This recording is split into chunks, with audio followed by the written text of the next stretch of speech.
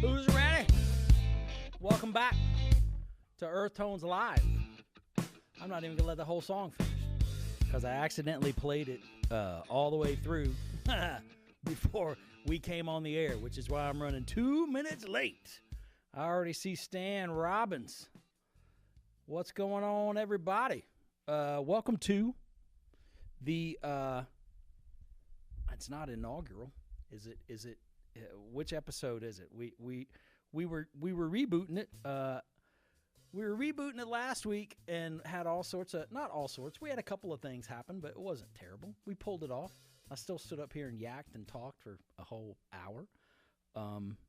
But here we are, live and in multicolor on all of our platforms. We're on all the Facebook groups and company things and my Facebook page and the YouTube page. And first off, we weren't on YouTube last week. So I want to go ahead and say again, welcome to all my new subscribers who subscribe to my channel because of the most glorious Matteo Mancuso and Eric Gale's video that I posted from my humble iPhone at the show, and it was awesome. The show was killer. It was fun, and we did our thing. Eric and I rode down there, and he and Matteo Mancuso went out and mowed the house down. They did a couple of Jeff Beck tunes, did my favorite Jeff Beck tune, Cause We've Ended as Lovers, which now has probably 250,000 views on YouTube, which is crazy to me. Gained me about 2,000 subscribers, which is great because it just makes the audience go outwards for this thing, hopefully. And it's pretty cool. So I'm going to really take this thing. I'm not going to take it any more serious than I did in the past, but I'm going to be aware, that there's a lot more people that we might be reaching. My name is Benji. This is called Earthtones Live because this is Earthtones recording studio. This is my command central for everything that I do. We make records here. We do all sorts of stuff. We record audiobooks. We do ADR for TV and film. And we do our live stream now. I'm going to try to be quite religious about it, quite consistent every Tuesday night. We're going to have guests coming on in the future. No guests tonight unless you count my two glorious assistants, Aiden and Shallon, who are behind the cameras. And they're in front of the cameras quite a bit until the cameras turn on, and then they just kind of make sure nothing blows up. They make sure that I can hit a button and have Fred Sanford tell me, "Shut up, dummy." That's right. So they make sure that all that stuff is going. So anything that we talk about tonight, I got a lot of stuff to cover. I'll talk about stuff that I do, but I feel like I come on here and I'll talk about me. It's not really about me. This whole thing that we're in, man, the music thing and the music business and like what I do as an engineer and a producer, it's all about connections. It's all about stories. It's all about making sure that you know the right people, that you're in touch with the right people, that you're aware of the right people and the right things and things to do with what you do for a living in the audio world. So that's what we're going to talk about. And let's see. First off, I actually have I'm terrible about this. I actually have a list of things that I was aware enough to write down today with a piece of paper and a pen, not taking notes on my phone. Didn't take them on my laptop or anything like that. So I'm going to try to cover some of these things. First off, I do want to thank, and these things are not sponsored by anybody. Nobody's paying me any money to say anything about anything, but I do have artist endorsements because of what I do and the people that I work with and the records that we make here and stuff like that, which is really cool. So I just want to make sure to reach out at the beginning of these, and I want to just say a big blanket thank you to, first off, Stedman Pop Filters and Studio Accessories. The guys at StedmanUSA.com make the most killer pop filters in the world. They were the first ones to have any faith in me, sent me a whole box full of stuff and just said, let us ever know what we can do for you. And I was like, wow, because I had always had, if you could afford one of their pop filters, not that it's out of range, but it's you have to pay for the good stuff, right? So Stedman Pop Filters, killer, always have my back. SE microphones, which I'm speaking into right now, killer. And I'm going in order of the people that have been good to me, so I try to at least mention them to you guys. And I wouldn't stand up here and say these companies' names if they didn't make good stuff. So we've got SE microphones, Keeley, Robert Keeley pedals at Keeley Guitar Pedals, killer. Nicest guy in the world. Saw him at NAMM. Him and Aaron, my guy at Keeley, always cool. Met up with them in 2022 at their factory in Oklahoma. Super cool. JHS Pedals. All the guys over there, super killer. And Harvey Pedals. I say Harvey Pedals because Harvey Pedals they make really good clones of stuff. They make a clone, Big Muff clone. They sent me their 3 brand new pedal lines last year when we were doing this thing. And I was like, hey, man, you didn't have to do that. So, and the pedals sound good. If they sent me, some junk pedals and they didn't sound good, I would just be like, doo-doo, doo-doo, doo-doo, doo, and I wouldn't really, say anything about them. So, but they're great pedals. That's the thing. And my 2 new friends, which would be Roswell Microphone Company. Roswell Microphones are killer. They have been so cool. They have sent me a couple of mics. They have this really great sort of, it's a guitar cabinet mic. It's called the Cab mic, and it's super simple. I think it's actually a condenser, and when I say I can't tell you the spec sheet on all the stuff.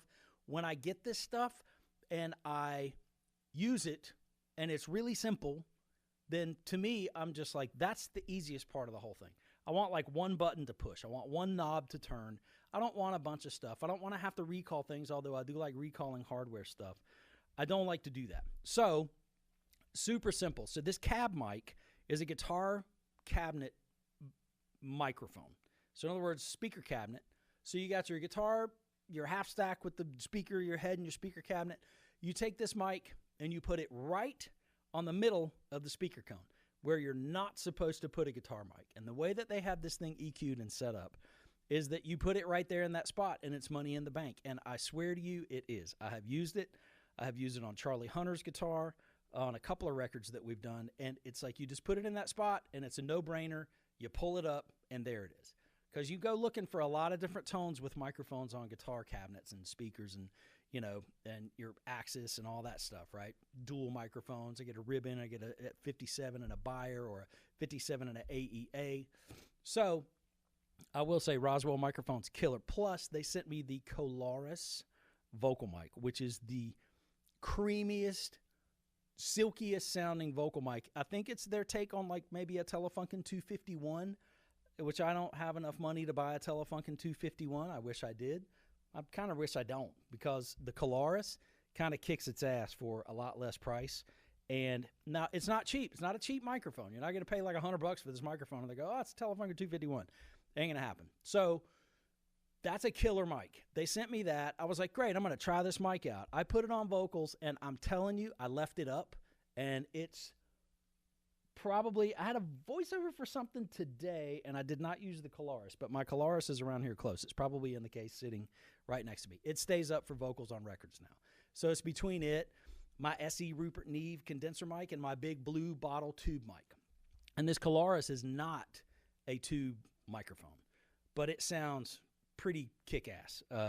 So that's a no-brainer, right? So I just want to thank all those guys for all the cool stuff that you send me. Just a big shout-out to everybody, because they make good stuff. Like, if I ever approach a company or I talk to them about stuff, I'm either telling them, like, we went to NAMM in January, which I'm fortunate enough to be able to go to finally within my life. I always dreamed about it from the time I was like 18. Man, I'd sure like to go to NAMM. So I have my big NAMM bag of stickers, all my stickers that I got that people gave me. So anytime that I go to a booth in NAMM, this is from the Whamola. You know what the Whamola is? The Whamola is the Les Claypool one-string bass that has a lever on it that goes rah, rah, rah, rah, rah, rah, rah, rah. It's got a pickup on it. It's all this crazy stuff. He hits it with a stick and all this. They actually make this thing, and they market it and sell it, and it's killer. The Whamola. Oh, we got the beer wraps for the Badder Monkey pedal. The Bad Monkey guitar pedal made the huge splash a couple of years ago. Kind of a resurgence of the $39 pedal that ended up going for $500 or something. Well, DOD has now made the Badder Monkey, and they have beer wraps that you just take the sticker off and wrap it around your beer can, like you're drinking a Bad Monkey beer, I guess.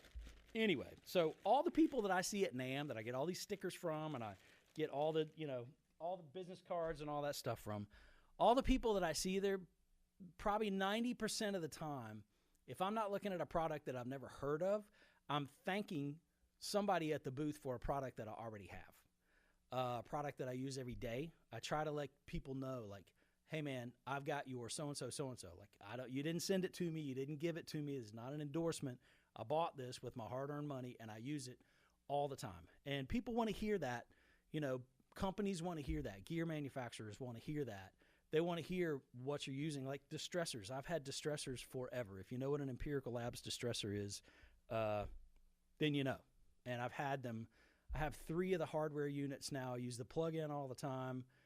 And the guys at Empirical Labs, I was like, I want to tell you how badass the distressor is. I've had my distressors for 15 years. It's not like they're new.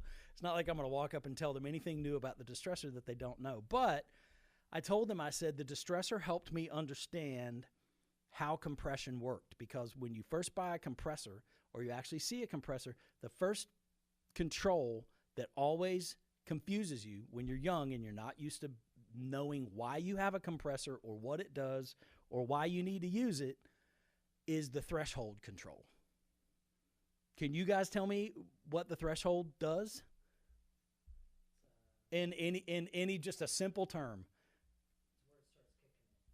Huh? Well, that's when the compressor starts kicking in, right? So Empirical Labs actually doesn't have a threshold control. You know what theirs is labeled? Input. So you always have a threshold and you have a makeup gain or an output, right? So basically, it's an input and an output. Although it's thresholding, I understand it. So when I saw the distressors, they had an input, an attack, a release, and an output. And I was like, oh, it's an input knob. And I turn the input up and the compressor reacts. And I'm like, oh, that's what a threshold does. And I told those guys that, and they said, I've never heard that.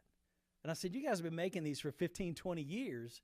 I mean, I've had mine for 15 years, I know, so I don't know how long they've been around. So that's the crazy thing, is that the input control is my threshold control. So now whenever I see a threshold or anything like that on a compressor, it doesn't trip me out. I just think of it as an input. Sometimes if you look at the threshold, the way you turn it, it doesn't seem like you're turning up an input or up a level. You turn it back and it bites it down, but it's still the same kind of thing, right? You're inputting the signal harder or you're showing the compressor what threshold it's supposed to kick in at, but essentially it's like an input. And then you make it up with the output. The distressor helped me understand that. So I caught the guys at NAMM, and I'm sorry, and bringing this live stream back last week, it's like me playing catch up from 2 years ago. I'm talking about NAMM. NAMM was like 3 months ago. Everybody has, when I walk into NAMM, there's guys that have their camera rigs and their microphones and all this stuff, and they're talking to people, and they're live streaming right off the floor, and I'm like, nope, I think I'm going to talk about this in about 3 months from now, not right now. Because it takes everybody from NAMM, it takes them that long. It takes you 6 months to decompress from all that stuff. So I want to thank my buddy Dino from Ampeg, who is under the Yamaha umbrella. So cool to get us into NAMM. Such a great guy, and I use their Ampeg. They have a plug-in called the Ampeg. I think it's called the SVT Suite, and they were so cool to get me a copy of the SVT Suite bass plugin. Killer. It's got SVTs. It's got your 810s. It's got all your cabinets. It's got all your Ampeg pedals on a pedal board little thingy, like on the interface. Very cool. And then what else does it have? It has something pretty genius. Oh, it lets you move your mics on your cabinets. So it gives you 2 different cabinets, 2 different mic setups, and you move the mic on the speaker. And I'm like, man, if I can just get a bass amp to pick up on a microphone decently, I'm not in there like moving mics a quarter of an inch, standing in front of a 300-watt SVT. But this plugin is really, really cool. So anyway, so that's not even really my NAMM report. I'm sure I'll be talking about products that I saw at NAMM forever. I could sit here and talk for 2 hours about NAMM stuff. But I just wanted to thank everybody. I was going to thank everybody up front, probably 15 minutes in now. But we got a lot of stuff to cover. So let's cover. Oh, I said NAMM bag of stickers. Well, there you go. So let's check this out. You ready? It's like I got props tonight. I feel like I'm Carrot Top or Gallagher or somebody. I got all these props. I got to make sure I get them out. And by the end of the show, there's going to be I'm just going to throw them everywhere when I'm done. So I'm going to engage. Let's get the top-down camera going so you guys can see this. So this is really cool. Let me see if I can do it where you can actually read it.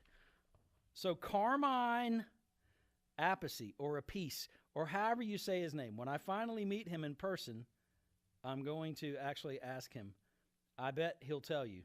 So his first band was called, Vanilla Fudge back in the 60s. And Cactus was his really like players kind of band after that. So this is a really cool poster that my buddy Eric Gales brought by yesterday. He told me he brought me a gift. They did a show in somewhere in Illinois. Let me see. St. Charles, Illinois. And it was this past Friday. Yeah, it was April 3rd, Friday.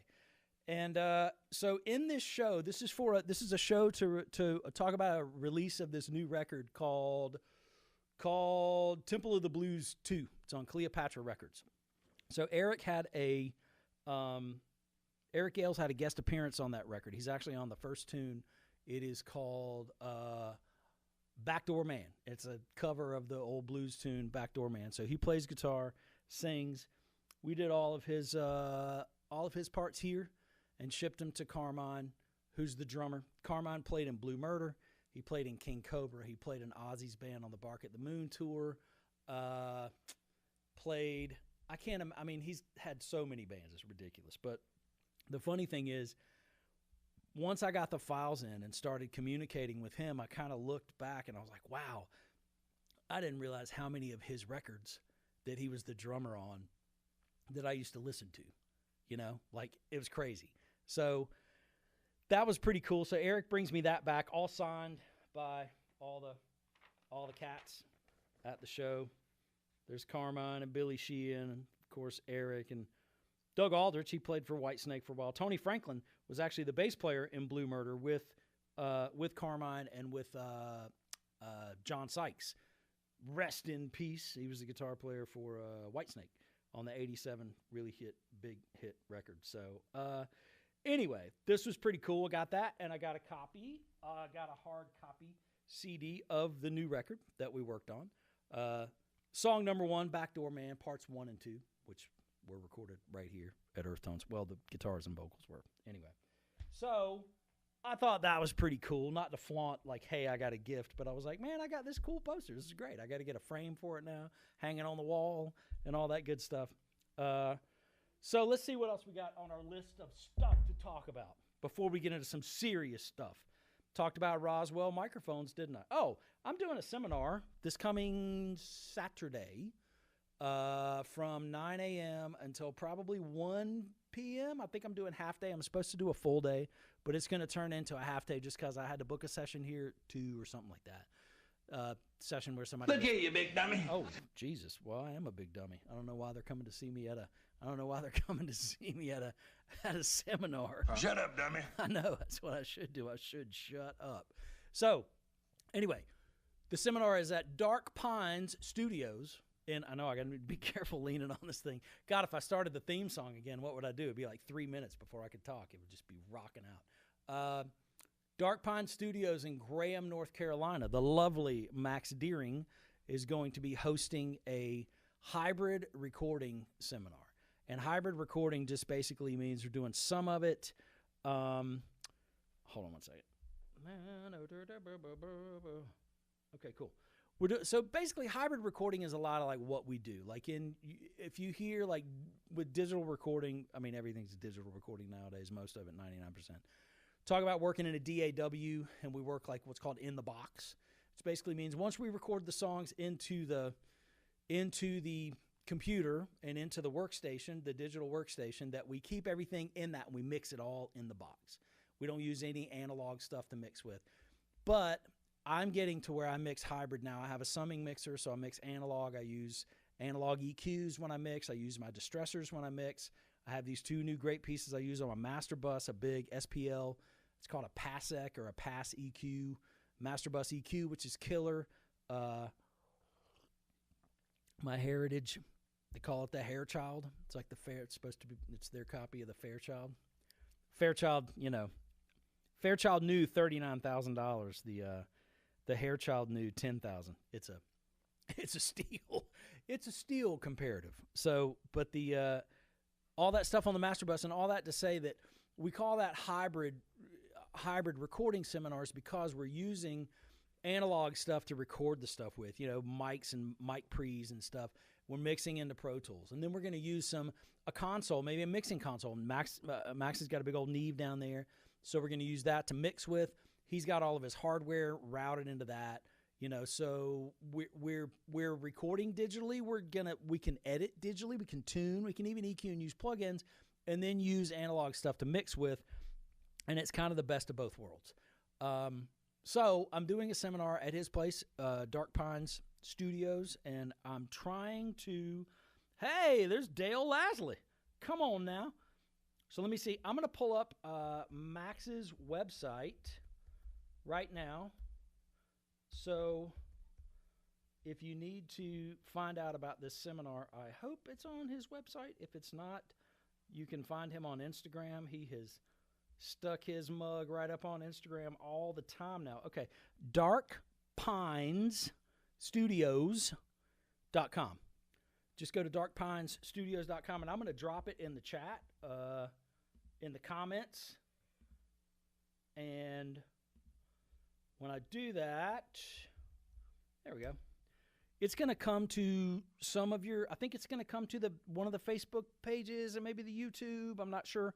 I think the comments definitely go in when I type stuff in. They go into certain things, and it's on YouTube. That's great. That's awesome. So Max's place, we're doing that seminar. It's going to be cool. I'll be there from 9 to 1, probably just drinking coffee and schmoozing. I don't know what. I have zero idea of what they have me doing, but I tell you one thing: I'm taking my Roswell cab mic, and I'm going to stick that. That's right. Megatone Amp says Sovtech MiG-50H in the house. That's right. You can see it right there. And Dale Lasley knows exactly why that's the amp. He's asked me time and time again, why that amp? Why that amp? And then you know what he did? He built one. And he built a 2-channel one. And I want to tell you straight up, that is the greatest new amp that I have ever played in my entire life. I played it on a set of shows where we did King's X tribute band. A friend of mine asked me to play guitar in this King's X thing years ago. Probably, God, I don't know if it's probably 8-9 years ago now. And did it. And Dale built this amp called a Vostok, which he should totally build them just like he did. It had the big Russian star on it. It was killer. So it was a MiG-50. It was my MiG-50 in one side and like a Vox in the other side or something, because he asked me what I liked about my MiG-50 and what I didn't. So this is my Sovtech MiG-50. We'll play some pedals here in a little while through it. But anyway, I was talking about something. The seminar. Doing this seminar, and I'm going to take my Roswell cab mic with me, and we're going to put that on there, and I'm going to take we're going to try to do some reamping stuff with guitar stuff and, things like that. So there'll be a band set up, and we'll mic everything up and probably just get through a song like tracking wise and kind of see how much I can get done in a 4-hour half day or whatever. But most of those seminars, I try to talk fast and work fast and stick and move while I'm there, because the attention span, even mine, gets very short, when we're talking about audio stuff. But if you're interested, darkpinestudios.com, and it's an AES, Audio Engineering Society event, but it is open to the public. And I want to say, I think if I post in the comments, I don't think I can post like flyers or pictures or whatever, which is fine. But go to Dark Pines, email Max, ask him if there's any availability if you want to go. It's going to be a really cool event. He's got a great room. He's got a big Neve Custom 76 console. He's got a friggin' ridiculous pair of Ausberger monitors. They're as big as my car. I mean, they're huge. They're taller than I am. That don't take a lot, but they are taller than I am. And they're sitting on the floor. They ain't sitting on anything. So, but they're really cool. And I remember listening to something through them when I was down there last time. and something that I had mixed that Dave McNair had mastered. And it sounded amazing. It was ridiculous. It was kind of like, okay, this is really good. This is worth listening to on a, $30,000 set of monitors. But anyways, so okay, let's see what that was our one thing, the Max Seminar. And I've got some new records out myself since the last time I had a live stream. My gosh, man.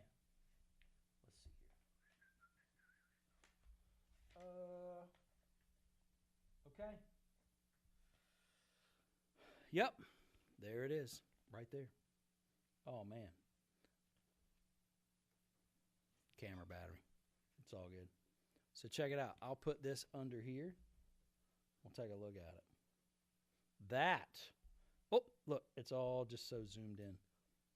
But that is the latest release that I made with my buddy Tim Heisman.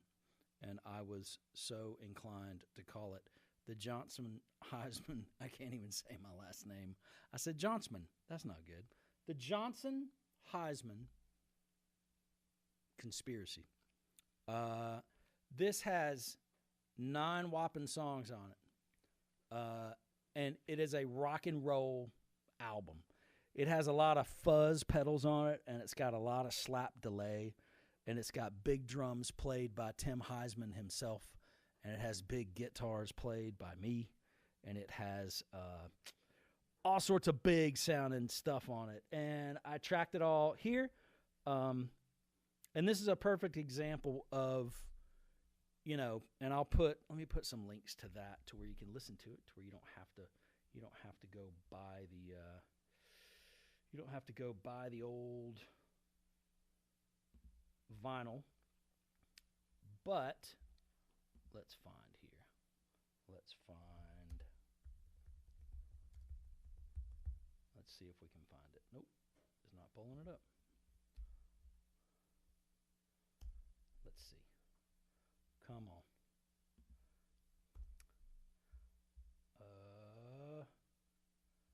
Well, it is not letting me search that record. There we go.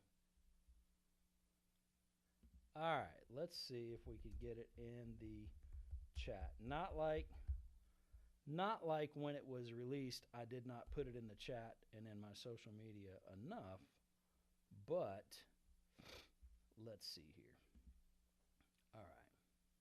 So we're going to pull it up. I think this is pulling it up in Apple Music. Yeah, there we go. So, all right, let me see what I can do here. Copy link. Let me see. Volume seems a little low. Okay. I'll see what I can do. Sorry, man. All right. Let's see. That should pull up Apple Music. And I think there's going to be a Spotify link for it, but I don't have Spotify on this laptop to be able to put the link in. But it's all good. So anyway, Johnson Heisman Conspiracy. We did that all here. Cool thing about that record is that Tim, my drummer, would come in on his lunch break from his day job, and he would come in, and we would set up a Pro Tools session with a click track. I would take guitar, amp. We should yeah, we should totally put my mic through the Fairchild. That would be great. So when we made this record, Tim would come over on his lunch break. He had about a 45-minute window because he works like right down on Patterson, so he could kind of sneak over here. So I would hook up a Pro Tools session with a click track. I'd mic up a guitar, and I'd mic up a drum kit. Look at you, big dummy. Oh, Lord, I'm not a dummy. Come on, Fred. So in this room over here that you can't see, I would put the drums, and we would sit here and turn a click track on. I'd go like, how's 130 BPM sound? Sounds great. And we turn it on, and I would play an A part, and then I'd come up with a B part, and then I'd come up with a bridge, And by the time his 45 minutes would up, we would have that tracked all the way front to back, tracked down, front to back with one guitar and drums done. And that is literally what this whole record consists of. If you look at the Pro Tools sessions for these songs, which obviously you can't because you can't see the Pro Tools stuff, but I will tell you the crazy thing is, if you look in there, I may have added and trimmed maybe a chorus or added something extra, but I didn't Frankenstein anything, and very rarely did I have to fix anything. But that's the beauty of people playing together, right? And people playing music together, which I set this place up to be able to do that. I set this place up to be able to have people play music together, to be able to have a whole band stand in here, to be able to have a singer isolated in here, a horn section in this room, backing singers or a horn section in this room, a whole band out here, drums out here. I can put drums in there. So I have isolation rooms. Look here, you big dummy. Whoa. Okay. Oh, you got that? Did you put it in? Yeah. Okay. Do what now? Weird. That's okay. I can find it. Let's see here. See if I can find Spotify. I'm sure I can. But anyway, that's the beauty of two people playing together, or musicians playing together, is that there is, even though we're playing to a click, which really kind of lets me edit it, you know. So let's go here to the album, and I'm going to share this album with y'all one more time. Hold on a second. Share, copy link. All right. Whoops. Here we go. There's the Spotify link to the record, if you want to take a listen to that. So all the stuff that I've been sitting here yakking about, all that stuff was implemented on this record that I'm talking about. There were people playing in the room. Now, I went in and finished everything else. I wrote all the lyrics. I didn't have anything. Basically, I had ABC part. We have a lot of other songs in there that I could go in and finish, but these are the 9 that I eventually just said, you know, we should put a record out. You know, so we did. Really cool. Really dig it, and it's a lot of fun, and we're actually going to put something together. We had a record release show booked in January, and Tim cut his index finger and had to have 10 stitches in it. And when you're a drummer and your index finger is cut and has 10 stitches in it,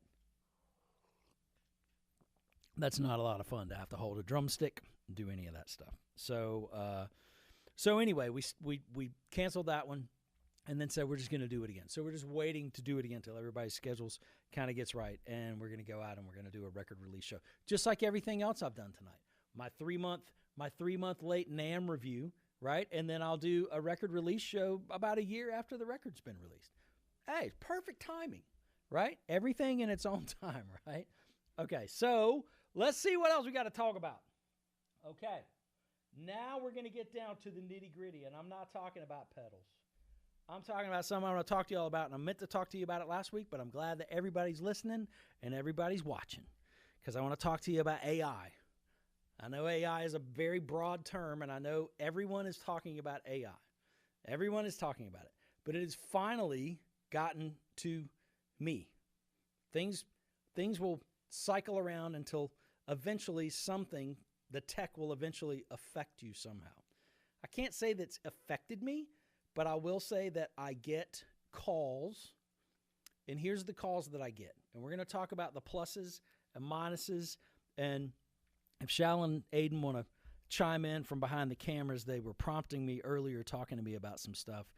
I hate to stand here and just talk like I'm just a wound up, monkey, just talking and, by myself all night long. But so AI, so there's a thing called Suno, and I'm sure everybody knows about Suno if you're watching this and if you're a musician. And Suno is the music end of the AI thing, right? It's a music generator. So you go in and you prompt it. And AI is essentially prompting something to do something for you. I use I've used Grok, I've used Chat GPT, I've used those things just to go like, hey, let's see what this thing will do, and the pros of it for me, the pros of AI in general, like my wife and I were talking about, there's an old set of stairs coming down the back of our house that either I'm going to have to rebuild exactly like they're built. I didn't initially build them. Either I'm going to have to reverse engineer them and replace one post and board at a time and redo them, or we're just going to tear them down and put something else new up there. And they go into a second story door, like a little landing kind of thing. So I took a picture of it, and I told which one of them, ChatGPT, Grok, one of them, to put a pyramid descending stairs with a flat deck. And every time I prompted it for something different, like you can keep prompting, and you guys probably use AI a lot more than I do. Again, when I go like, hey, I'll put something into AI and see if it does it. But what scares me is in the creative end of stuff. Like, and so here's my thing with the AI end of that, is that I wouldn't take that, I would not take that picture or that drawing and take it to a builder and say, build me this. Now, I might talk to an architect or somebody who draws up plans and say, can you show me some options that look in the ballpark of this? Show me some options that we can actually do. I'm going to have a set of plans for a builder, And granted, I'm sure there's some builders I could take it to and go, hey, could you do me something like this? And they go, sure. And they're not really going to care that the architect got, screwed out of a job. They're not going to care. They're just going to go like, yeah, I can build you something like that. And then they're going to show me. A lot of builders you talk to, they're not even going to do you plans for something that simple. They'll just tell you, like when we built this place, my buddy and I, Mike, he's a contractor. We literally got a piece of paper and a pen and just drew out these rooms and said, yeah, they'll be fine. Measured them off, taped them off with some masking tape on the floor and said, yeah, they'll be good. Well, we didn't have an inspector. We didn't have to get an inspector because they don't have electrical on the walls. They're just petitions. So we were pretty easy to get away with that stuff. I didn't have to hire anybody. So my thing with AI is the jobs that it replaces, not the jobs, but also to the toughest part in the creative end and with music. So here's the things that I've gotten is I've gotten clients that call me. I had a girl that called me. She actually has come in the past and had me do, I do song production on stuff. I'll use my machine. I'll use programmed drums. I play bass, guitar, keys, sing, do whatever. And a lot of people have approached me about this in the past. Like I used to have a lady that approached me probably 15, 20 years ago, and she said, I've got a song that I need you, and that's normal. There's a really weird, bashful, sheepish thing with AI and with being someone who wants to create. You want to create, right? Like these people want to create this thing. I don't know why. Like to me, if I wanted to have a song, I would learn how to play a musical instrument. I'm sure there's things in history people are going to comment and tell me like, hey man, so-and-so wrote all these symphonies and didn't know how to play whatever. And it's like, that's perfectly fine. But there's a difference in between a musical mind and wanting to be in a place that you're not capable of being in except for just imagining it. So I had a lady in the past and she came to me and said, I have this song that I need you to help me record. I said, okay, great. I said, what do you play? She said, I don't play anything. And I said, okay, well, how do you plan on, well, I thought you could help me. And I said, help you do what? This is pre-AI. This is way, way back.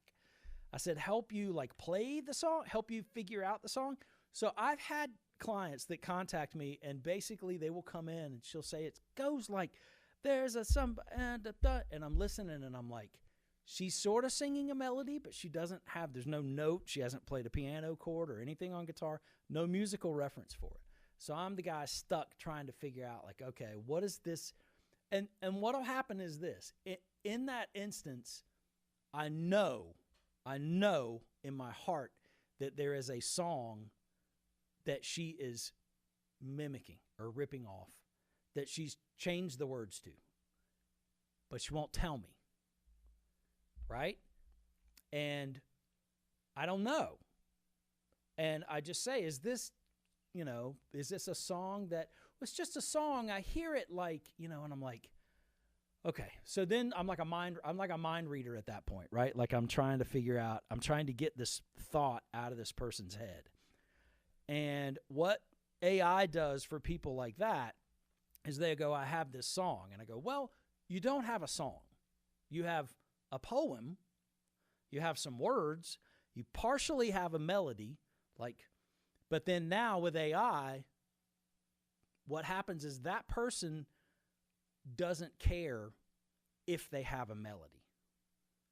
They got the words, and then I'm just going to plug it into Suno, and Suno's going to spit that. I'm going to tell it what kind of singer I want, female, African-American singer, or I'm going to have this male guy sing it in a polka style or whatever, and it's going to spit it out using the poem or the words. To me, you haven't written a song. You've prompted something else to create a song for you. That's perfectly well and good, right? I was the guy in the past struggling to get this thought out of this person's head, to get this idea out of this person's head. I was with a guitar, and I'm just like, you don't even have a way. At that point, I ask myself, why? Like, why? If you don't have a musical brain or a musical mind, and you have just sort of this idea of a song in your head, what is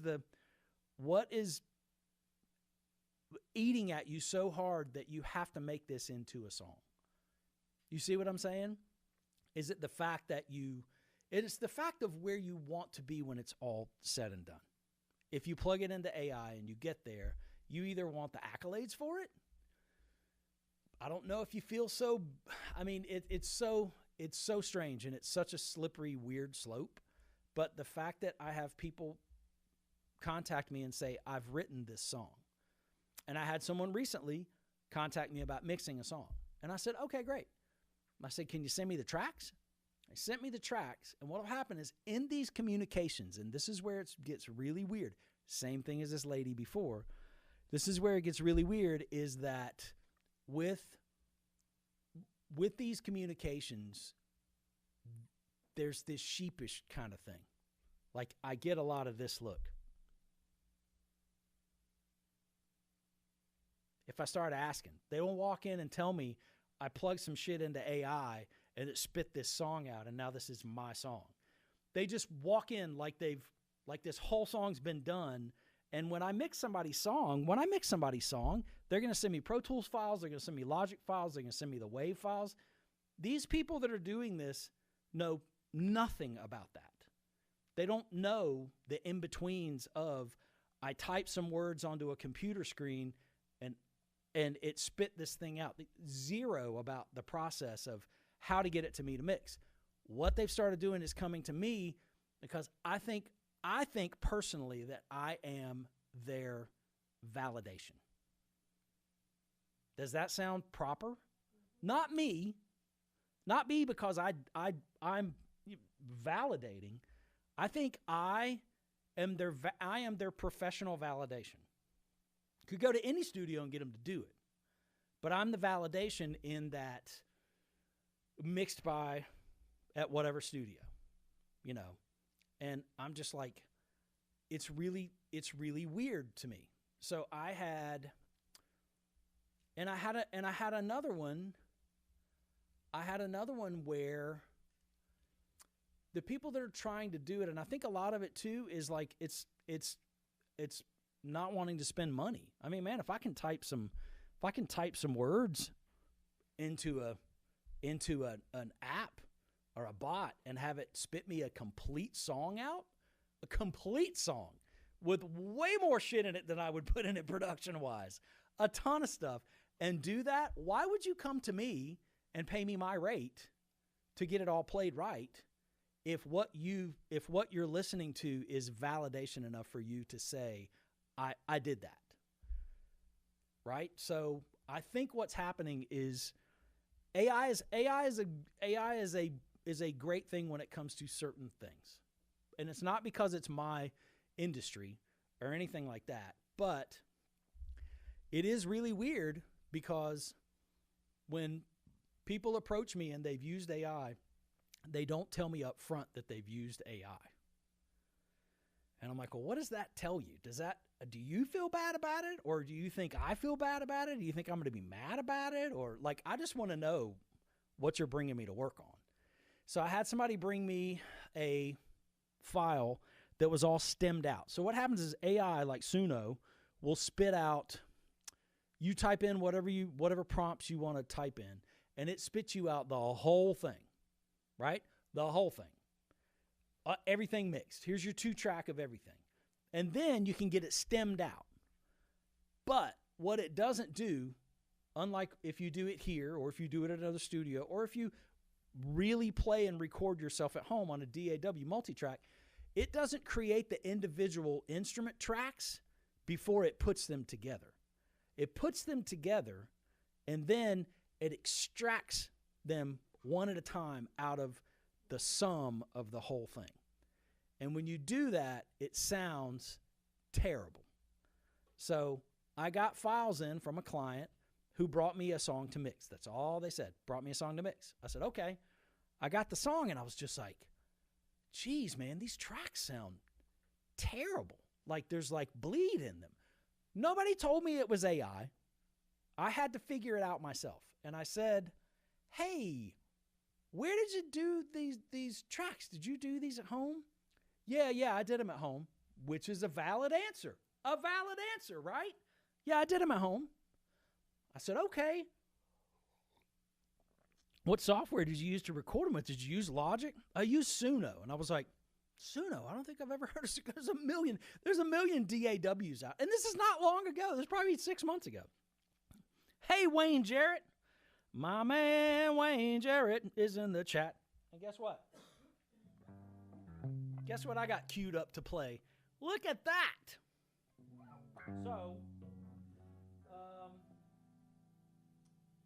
So really weird, but that was my introduction to it. I was sort of like, oh, shit. And then I said, well, so in the studio industry, there's been things that have been like, oh, this new revolution is going to shut you down. You know, like people are so worried about it. And I'm like, dude, there's no studios in town that you can come into with a live band and all play together in the same room. Very rarely. Studios are popping up everywhere, but they're all very small. They're overdub studios or they're hip hop studios, and they don't have room to record live musicians. It's not really what they want to do, which is perfectly fine. So the AI thing, so there's a ton of DAWs, right? And I didn't know what Suno was. And I look it up, and like I said, in this studio, in this business, there's always a revolution. Like digital was like, oh my God, it's going to put all the analog guys. And what happens is it's just like anything else. You have to learn how to adapt. You have to make it part of your workflow. People are going to call you to do that. I don't think it's a replacement. If you play real music and you play real instruments and you play them and you want to record them together, come see me. You know, if you sing and you can sing and you can do that. Now, again, I could go on and on and on and on and on. I'm looking at the clock at 7:53. I'm not going to go much longer, but I'll go as long as it takes. So the AI thing, again, I got the tracks. They sounded terrible. But I looked at them and I said, if I could just replace the bass guitar, I could make everything else work. Because this client had put a ton of stock into this music track. Like that was the music to the song. But once you stem it out, I'm the only person that can fix it. I'm the only person that can edit it. You can edit it in Suno, but I will tell you it is impossible to edit it as good. And I know I'm going to get a million comments about this. It's impossible to edit it as good as if you were sitting in front of it and just said, man, I just want to change that. I want to change that pre-chorus. And you just went in and replayed the pre-chorus or rewrote the pre-chorus or trimmed everything down, all the detail work. All the detail work is gone. It's just like, just get me to the finish line. And you say, hey, can you change that chorus? And then you roll the dice. It's like the magic eight. It's like shaking up the magic 8 ball and putting it on the table. And you cross your fingers and you're like, okay, what's Suno going to give me? You know, because you don't know. You don't even know. You don't even know how to prompt it. I don't know how to prompt it. I tell it like, God, what's the term for those steps that come down off the deck and they all look like this? And I have to look up the term for the steps. And it's like, bros and sisters, I've been doing this shit a long time and I don't know half the terminology in my own industry. So good luck to you figuring out the terminology to tell something. If you don't play an instrument, I want to change this part in the pre-chorus. They just roll the dice until something comes out that Look at you, big dummy. I know, I'm a dummy. I just keep hitting that button. But anyway, so that part of AI to me, I'm not worried about. People are like, it's changed, it's going to take everybody's jobs. It's like, AI can't do what I do. Part of me is in your AI programs. There's a little teeny tiny minuscule part of me in every recording that I've ever put out that's in your AI program somewhere, right? It's grabbing pieces of stuff and all that. So the other thing I realized about AI, and especially Suno, is that it's not to click. I tried to put those songs on a grid, zero luck. I was like, oh, okay, Suno, I hear you, uneditable. So I went back and I replayed the bass. I replayed some extra stuff. So I added things to a track that had been prompted by AI and recorded, and it was released as a song. So I'm like, well, all I can do is work with what I got. And clients, when they approach me, I can do it. But the thing is, I can't. It's really hard for me to be your new AI prompter because you just don't know the correct questions to ask it. You know what I mean? Like coming to me and saying, can you make it do this? Can you make it do that? I'm like, I don't even know how to turn this shit on. So it's really hard for me to say, sure, but then you're paying me to do the AI stuff. So what I've told everybody about the AI thing is that it's either that I'm going to replace, if AI writes it and then you come to me and you want me to replay everything so it's mixable and it sounds better, that's fine. That's fine, right? And so it's still weird because you didn't write the song, but a lot of people don't write their own songs, And then so we do that. That's like, okay, that's one way. That's one way to use it. If you get an AI track back and you want it to sound better, but you don't want to change anything on it or have me re-record anything, I just tell them, I'm like, just go with the AI track.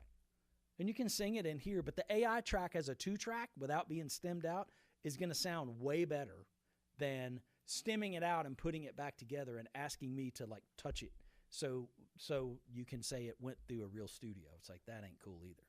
So I've had both.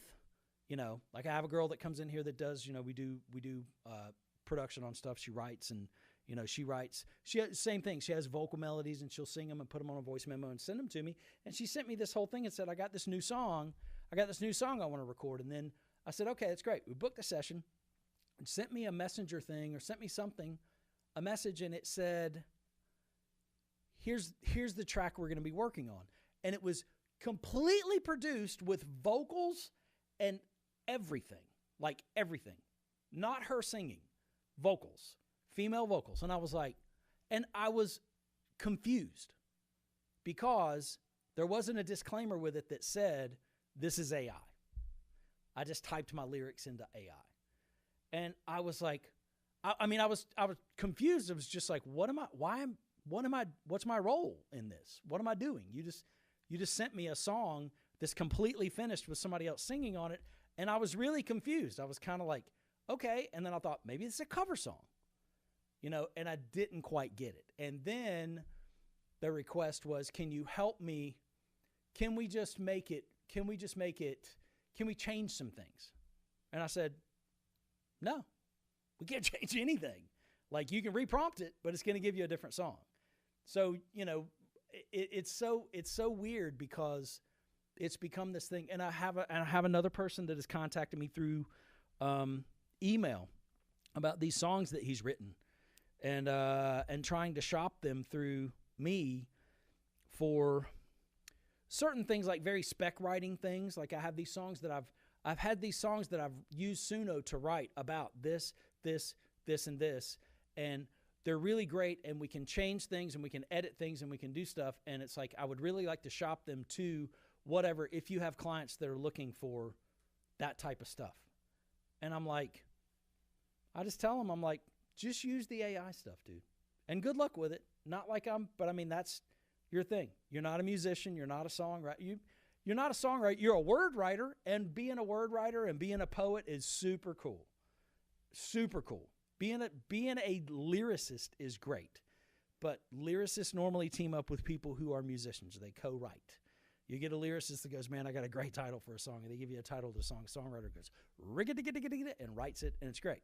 Well, now that's what AI is doing, and these people are going, I'm a songwriter. I'm like, no, you're not. You're getting your terminology all mixed up. So maybe that's the old man in me, but that's my take on AI as far as studio stuff so far. It's really what I've seen. It's really what's come to me, and I find it different than auto-tune. Oh yeah. Some people even get the AI to write the lyrics too. Yes, they do. Yes, they do. Write me a song about this. Make me famous. Make me famous. You know, and it's like, I honestly think it's just going to put more stock into real musicians and real players and real people. I mean, there's a whole industry out there that's very false and it's very fake and it's very in your face all the time. And it's not even AI. It's just a lot of music industry. It's so manufactured, and that's okay. But it's nice to actually have people that know how to play and that are musicians. They know how to record, they know how to write, they know how to sing. And that's where all that stuff that you're ripping off actually came from, people who actually know how to do it, which is the part that kind of makes me a little like, ugh. But anyway, hey, who wants to hear some guitar pedals? Let's play some guitar pedals right quick, shall we? Woo! All right. So, let's not hit any buttons to make anything. Wow. Oh, my God, I hit my microphone. That's pretty good. That was a good save. Okay. Now we've gotten all serious, and I got all mad, talked about the AI. Now we're going to play a guitar, and I won't say that I'm a real guitar player. Yes. You ready? Give me his guitar, dummy. That's right. I did. So.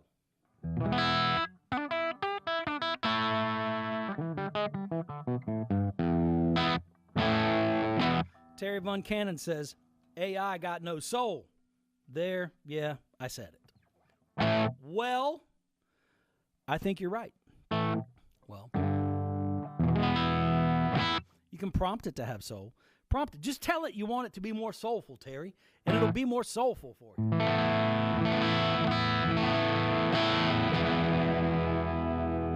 All right, I currently have my 1986 Charvel Model 2 that I purchased off of, I purchased this thing off of, I don't know where I got it from. Reverb, maybe? Where did this one come from? Maybe Reverb, maybe eBay, something like that. And so it is really cool. Aiden, do me a favor, man. Hand me that one that looks just like it right there. I'll tell you the quick story of these guitars before our batteries start to run out. But this one here in my right hand, this is my original 1986 that I mowed lawns. Not mow lawns. I worked for my dad in construction all summer and saved up all my money, and I bought this guitar, and it was white when I bought it. And I had my good buddy Wayne Jarrett, who is in the chat, paint this guitar for me in 1988. And I had the guys at Zion Guitar put this bridge in because the bridge that came on these guitars was not that great. So this was my Ferrari of guitars for a long time, and I've had it for that long, since I was 17. And this one looks strikingly just like that guitar, because last year it says, I need to run my The Dude box by and let you demo it. Yes, you do, Terry. So this one was actually bought off of eBay. My son had a great idea and said, could you have a sister guitar made to that original one? we could buy a Model 2, because these were Japanese-made Charvels, but they're amazing. They're just as they're probably better than the American-made ones, to be very honest with you. They're killer. And so had the guys across the street at Mariah Guitar Company put this bridge in. Mariah Guitars, John Mark Hampton at Mariah Guitars started designing guitars with Ken. So there was a connection to the same guys that put the bridge in that guitar way back, because Ken's not around. Ken passed away. So John Mark puts this bridge, and Wayne Jarrett paints this guitar 35 years later, and we have a sister guitar to my original guitar, which is very cool. Same kind of paint job, just different. Guess what? AI can't do that. I bet it could, but guess what? It can't. Because I asked Wayne, and I went to him personally. I talked to him face to face, and I said, I want this guitar to be a sister guitar to that one, but not identical to it. He said, oh, it won't be identical to it. We're going to do this and this. And I said, okay, great. So I get this back, and it's just awesome. So anyway, we're going to play that tonight. And the first pedal I'm going to play is looking down on the table. You're going to see it. It is the Benson. And I'm telling you, this pedal's got to be in my top 5 pedals of all time. I use this. As a matter of fact, I use this on... Let's see. We're getting the whole connection here. Watch. We're going to loop back around. This record right here. I used this Benson Deep Sea Diver Fuzz Echo pedal on probably 3/4 of the guitar solos on this record. Incredible pedal. Bought it from Rusty's Guitars in South Carolina, where my previous intern Henry used to work. So check it out. It's got fuzz and it's got echo. There's a band called Deep Sea Diver. Do you know them? The girl's name is Jessica. It's written on the side of the pedal. Jessica Dobson, maybe? Anyway, so this Benson Deep Sea Diver Fuzz Echo is so killer. Let's see if this camera focuses. Is it going to focus back? No? No? Did I mess it up? I messed it up, Aiden.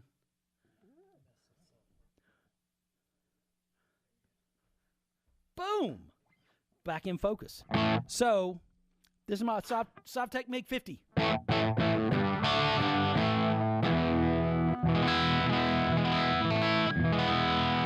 Just basically run through the low input channel with the humbucker pickup. Here we go. I'm going to turn this fuzz on, and then we're going to turn some echo on.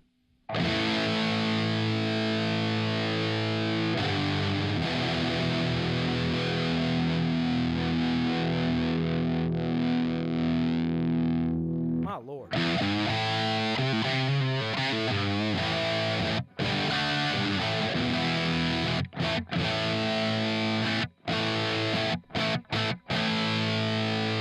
So cool. It's got a volume control, it has a bias control, and it has a gate. So the gate is going to do that.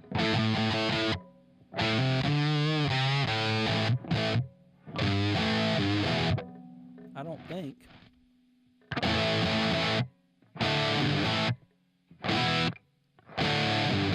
That's the gate up. You turn the knob all the way up, it's getting more of that spitty, choky thing.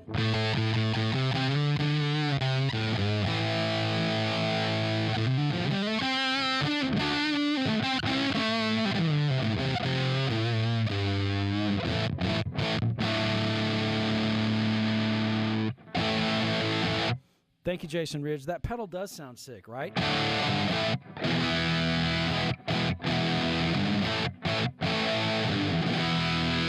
Well, check it out. It does even more. So that's the volume of the fuzz. I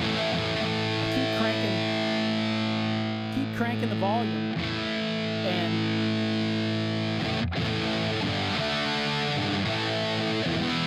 so there's not really a gain on this fuzz, but it's got...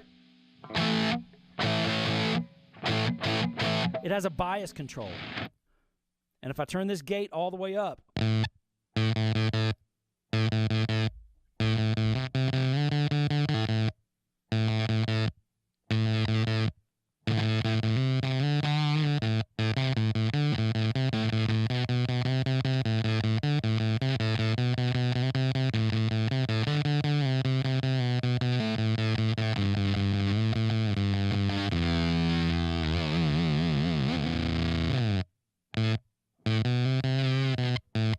So it'll do that choky, spitty, crazy. So that's with the gate all the way up. Then the bias control does even more, right? The bias control is like your dead battery control.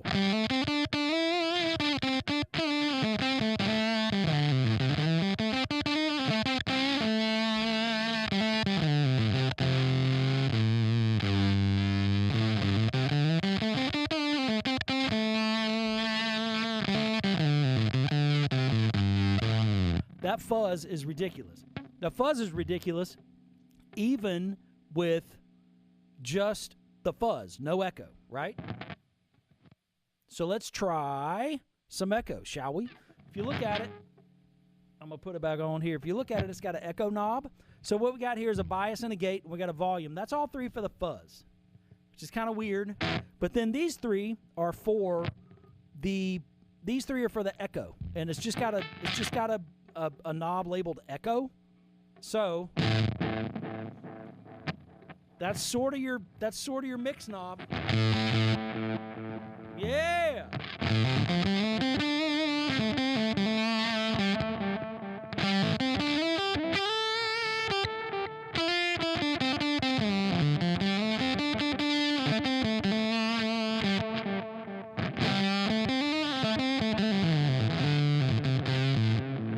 Yeah, and then if you take that bias up where you can really get...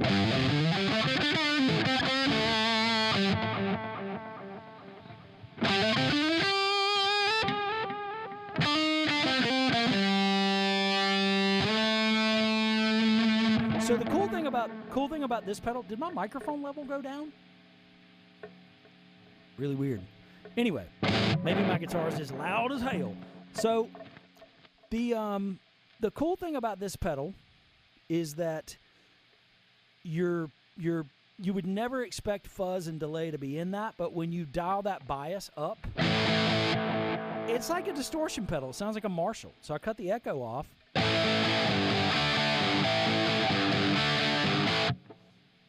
Pretty cool. So then you can actually, if you power it up, if you power the pedal up while holding the switch down, it changes the order of the fuzz into the delay, or the delay into the fuzz. So you can turn it up and get like a really long...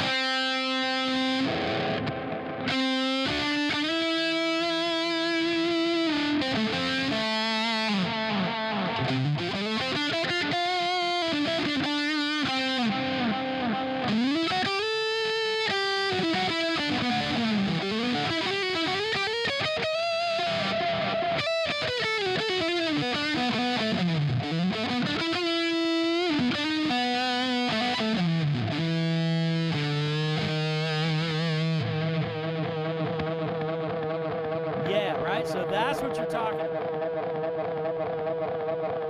That's right. So now, yeah, Jason Ridge, you do have to have one. I can't remember what I paid for it. I don't have any kind of deals with Benson. I will tell you something very interesting is that when I was fortunate enough to go to the Keeley factory back in 2022, they just showed me, they just installed their new like powder coat rooms. They do all their casing and stuff. We're walking through, and I see these shelves, and they're full of Benson pedals. And I was like, whoa, hey now, what is going on? And so Robert Keeley was at the time subbing out powder coating cases and printing the cases for Benson. And I was like, oh, cool. And that's the first time that I'd ever really heard of the company Benson. But I will tell you, this is one of the most like versatile distortion pedals. It seems like when you look at fuzz echo, people are like, oh, I'm afraid of fuzz. But I'm telling you, man, that thing is no joke.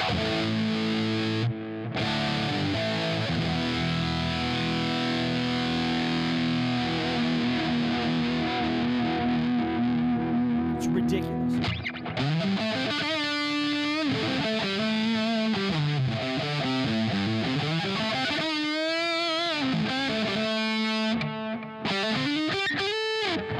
All right, cool. That is the Benson. That is the Benson Deep Sea Diver Fuzz Echo. I think it deserves, like, yeah. Ben, son, Ben, son, Ben, son. I think that's what they're saying. I think that's what they're saying. I truly think that it is. All right, let's switch up. We got a lot of pedals sitting in front of us, and I don't know if we got time to play them all. So guess what we're going to play next? We're going to play the B-Tronics. Let's see what we have here. I swear to you, I'm making up for such lost time with pedals and this show and all this craziness. So I'm grabbing pedals off the shelf right before. Hey, thank you for the kind words, Jason Ridge. I try my best, man. I can't promise that I'm the greatest pedal reviewer. Somebody had something funny to say about my I made some shorts to go on YouTube of the broadcast last week because it didn't make it to YouTube. So I was like, I'll just do some shorts. And the filter that I put on the shorts, it made everything kind of out of focus. And so I did the cheesy Wolfpack, like zoom in, like pixelated zoom into the Hello Kitty fuzz box. And somebody was like, dude, your editor's like troll. What? The guy said something really funny. And I was like, okay, at least you don't think I'm trying to be serious with that zoomed in pixelated, thing. But anyway. All right, so this is, ladies and gentlemen, the B-Tronics Larva pedal. I bought this at NAMM. You ready? Last year. And I will be very honest with you. I think I played it at the booth. I think I brought it home. And I may have not taken it out of the box yet. This is the home for wayward pedals. Let's see what we got. Let's look at it. Let's look at it on the top-down camera, which we didn't have last week, but guess what? We got it now thanks to Aiden and Shallon and Aiden and Shallon. All right, so let's click this thing on and just see what happens. Oh!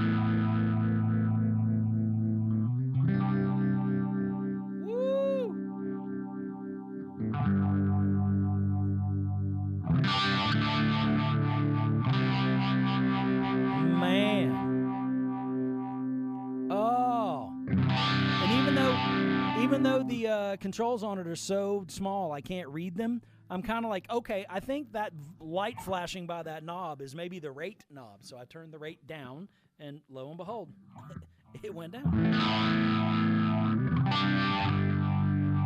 Very, very cool pedal that we have. I don't know if you can see it. It looks a little weirdly out of focus now, but it's okay. I'll pick it up. Maybe it'll get into focus. Hey, it's in focus right there. So check it out. It's got a green. It's got this crazy green input meter that when you hit it, it turns red. I like that. I don't know what that means. Oh, it's got an input knob. Oh, nice.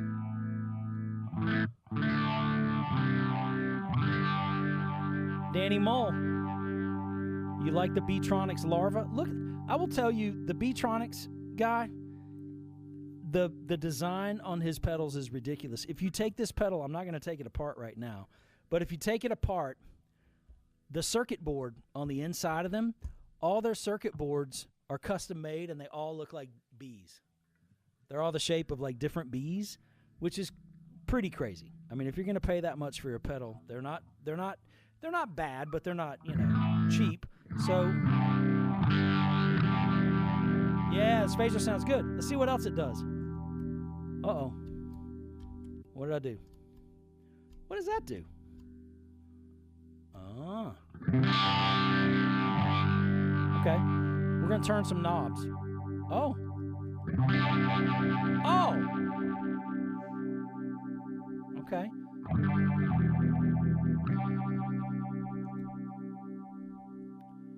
Ah, so check it out. It's got a ramp knob on it. So basically a ramp knob, so we got our on-off knob on the right. It's going to turn everything on and off.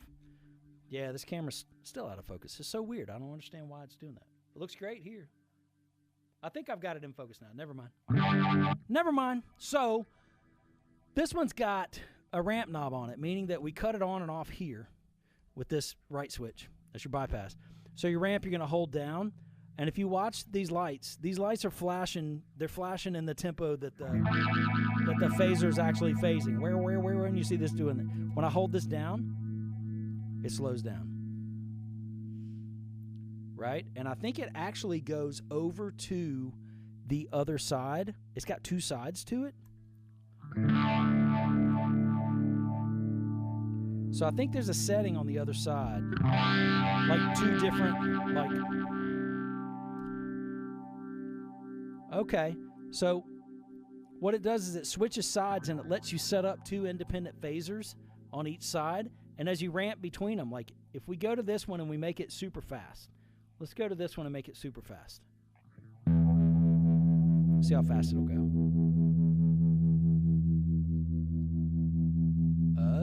Let's see with it.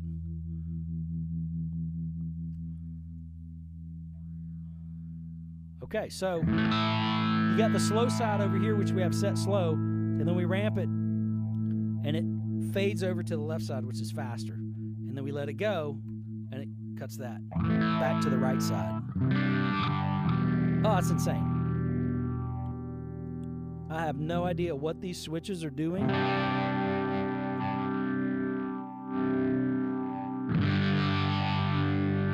Oh, it's ridiculous. I will say that this thing comes with a user's manual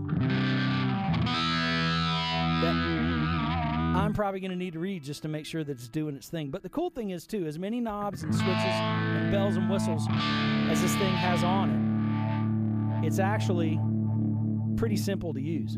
I mean, I turned it on, and there it is. So...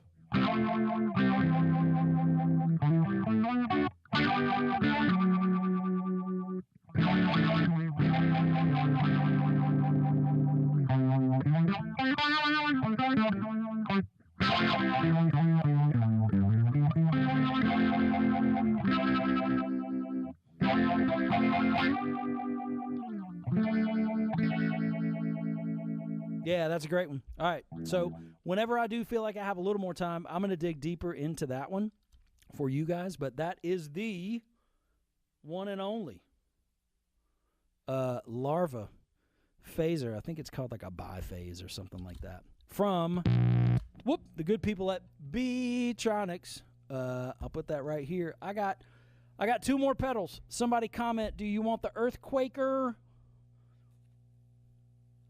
Do you want the Earthquaker Disaster Transport? Or would you like the JHS Electro Harmonics collab Big Muff 2 Lost Big Muff circuit? I will wait. And while I'm waiting on the first person that answers and tells me, besides Aiden, the first one that answers and tells me, I will plug up whichever pedal that we're into. This is a bobblehead of my buddy Mike Watt, my bandmate, Mike Watt. I just noticed that he's just standing there looking. Okay, Danny, good to see you, man. Oh, okay. Big muffins. Here we go, Jason Ridge. You win. All right, let's go. Big Muff 2, the Big Muff 2. I thought that might be. I'm glad because that whole data transport system thing looks like it's got way more knobs than the Beatronics. And right now, as bad as my eyes have gotten, I can't really see what's happening on the pedals. And I literally do not play these pedals before I go on the air. So all I'm going to do. Oh, Shallon. Sorry. Shallon says she'll give the Mike Watt. See, I wish there was a pedal. I need to talk to Watt and get him to do a pedal that comes with a bobblehead. I actually have the bass guitar. He's got his signature bass guitar. Yeah, the Mike Watt. God, we should have somebody make the bobblehead into a pedal. That would be great, right? That would be awesome. I mean, you guys have already voted for it already, and it's not even a pedal that we know of. All right, let's go before we run out of batteries. The batteries have held up good. As soon as I say that, everything's going to start dropping. All right.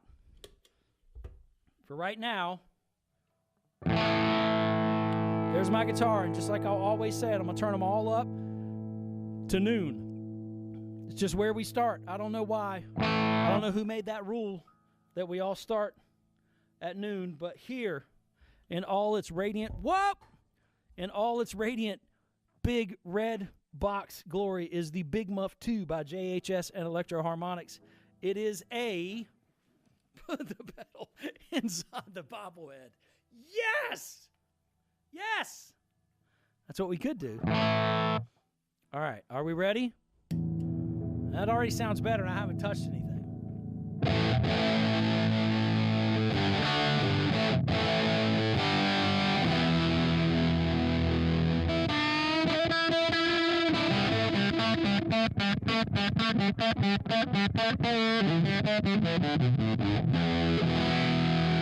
All right, that is the Big Muff 2. The Big Muff 2 has 3 controls. It's very simple. It's got sustain, volume, and tone. And the tone is really weird. Oh, that's that weird, sounds like I'm playing through a toy. When I turn the tone knob there, but if I turn it all the way back.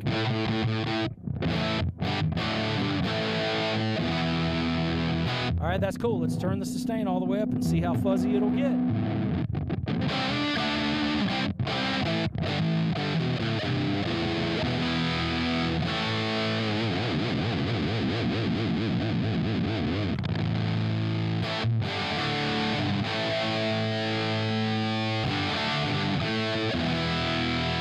Yeah, that's good.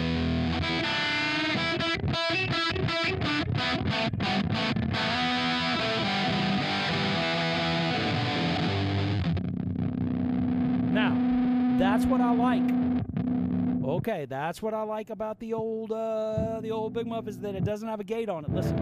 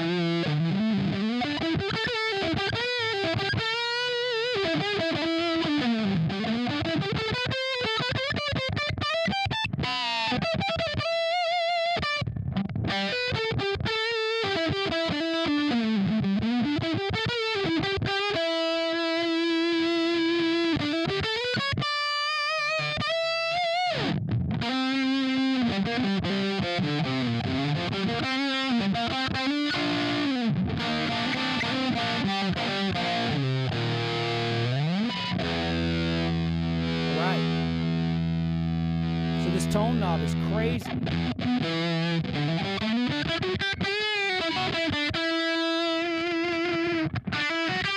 That's crazy.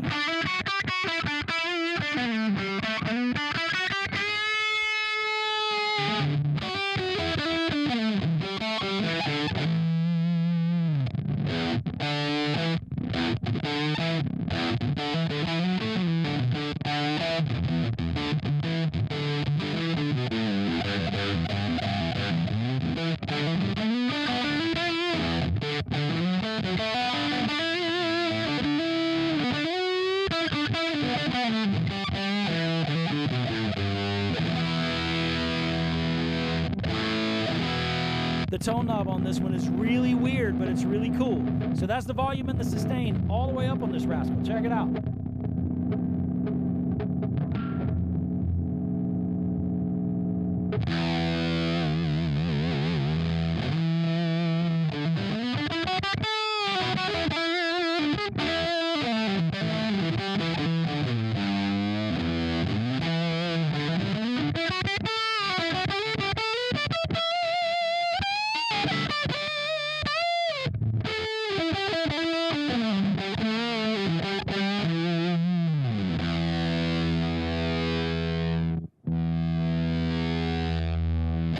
Oh yeah, so there's your Big Muff 2 right there from Electro Harmonics and JHS pedals, and that is going to bring us to an end for the second, or maybe the real first.